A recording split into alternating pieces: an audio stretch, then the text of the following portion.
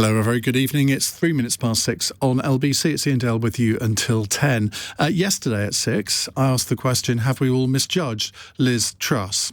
Today I'm going to ask a slightly different question because 24 hours later, it's quite difficult to say a lot positive about what's happened today in the Liz Truss campaign, because yesterday she announced a new policy of setting up regional pay boards to tailor the pay to the cost of living, whereas civil servants actually work. And this would only apply to civil servants. It's not the general public sector, at least I don't think it was.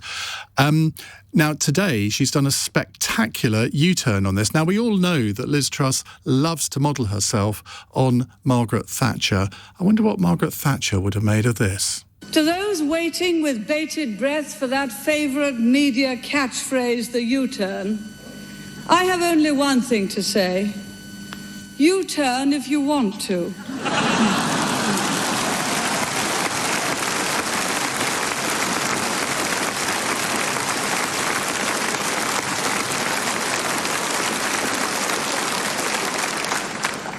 The ladies not for turning.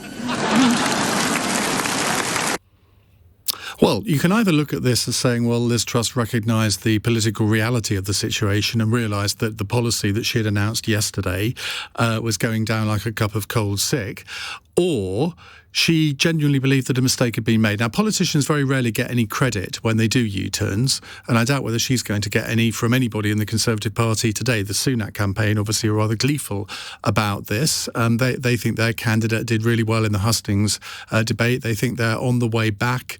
It looks as if the polling shows that the race is much closer than we'd all thought. Well, that's what the Sunak campaign are telling us anyway.